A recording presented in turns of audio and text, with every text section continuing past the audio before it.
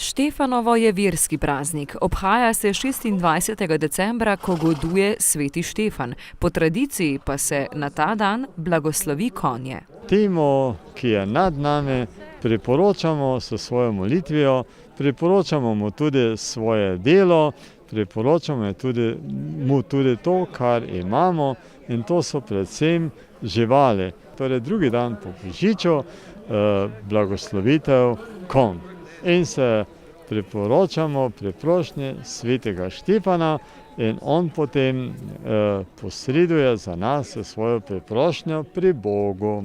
Sveti Štefan naj bi imel takšno moč, da je z znamenjem križa ukrotil divjega konja, zato danes predstavlja zavetnika konjev in ostalih domačih živali.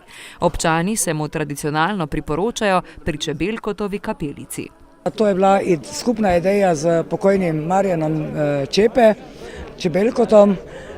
Pri njem je kapela, pri njem je čebelarski muzej, njegov stric je bil Štefan, njemu je tudi del kapele posvečen in smo se takrat pač nekako dogovorili, zakaj pa ne bi tega tukaj naredili.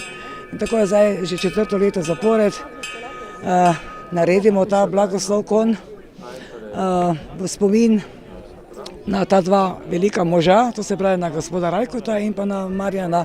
Gospod Čebelko, našo partizansko ime, je pač dal, da bi prvič naredili, ker tu v okolici ni bilo nobenega tega blagoslova, pa smo pač organizirali, malo pa začeli delati. In zdaj žal ga več ni, pač to tradicijo naprej že spodbujamo, pa tudi nekaj konjarjev je tu okoli, pa hvala Bogu, da je tako. Konjarji pripeljajo svoje konje na domačijo pokojnega Čebelka tudi zato, ker verjamejo, da bodo po prejetem blagoslovu prihodnje leto zdravi.